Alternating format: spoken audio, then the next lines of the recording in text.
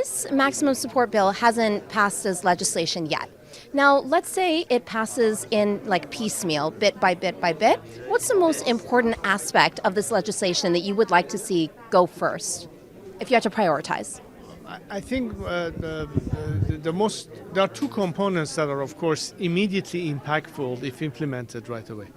One is the connectivity issue that was discussed, like access to information, internet, so there is no disruption in the Iranian people not being cut off from the world, literally, but also as a means of having this kind of support, be able to better organize, communicate with one another, to orchestrate any kind of campaign that we need, whether it's outside Iran, but particularly inside Iran. So that's really crucial and vital.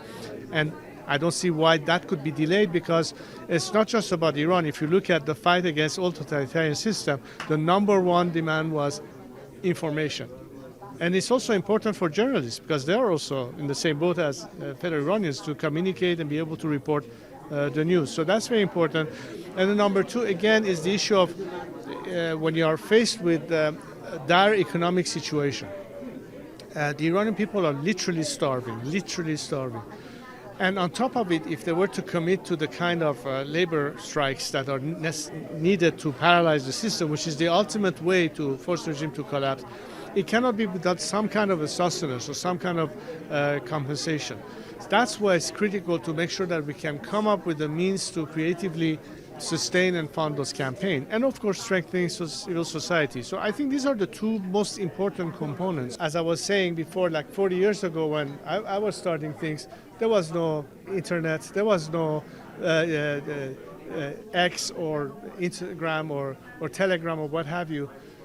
Information is out there, and therefore speaking the truth. And I think the media, even if media often acts as observers and reporters, but there's an element that is important. The media was not impartial to putting an end in apartheid in South Africa. The media was not impartial about the people who were stuck behind the Iron Curtain at the epoch of the Cold War and the Soviet Union.